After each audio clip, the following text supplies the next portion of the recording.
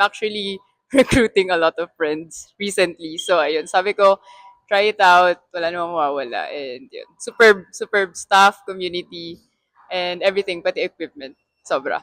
5 star. Yun lang.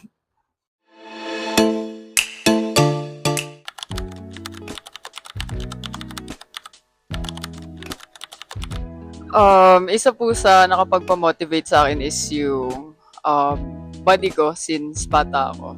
I'm not really confident with it. So, ayun. And then, way back 2024, na-inspire ako to explore and to try FitPad since I've been eyeing it since mid 2024. So, ayun. And then, I took a leap and yeah, I think it worked for me generally.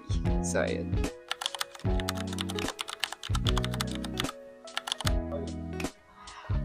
Malaki yung changes sa katawan ko and sa confidence ko. Nung first time kong magkaroon ng body assessment, sobrang expected ko na ganun yung results niya. And then, few months after that, sobrang laki nung difference nila. 6 months maybe. And with that, sa numbers and sa physique ko, natutuwa ko kasi nag-gain talaga ako ng confidence to be more confident about myself. Not only that, but also physically and mentally, sobrang malaking tulong sa akin nung pag-gym in general. So, it,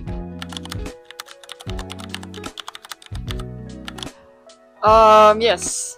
Actually, yung first na pagpunta ko dito is ako lang. And then, I recommended FitPad to my friends and also my family.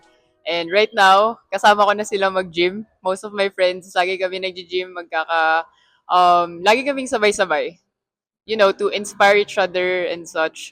So, yun, malaking tulong din siya for me, especially na since alam ko na may pagka-introvert ako, but ayun. Also, the community is so friendly. Kaya isa din siya sa things na sinasabi ko, especially sa mga friends ko. I'm actually recruiting a lot of friends recently. So, ayun. Sabi ko, try it out. Wala namang mawawala. And yun. Superb staff, community, and everything, pati equipment. Sobra. 5 star. Yun lang.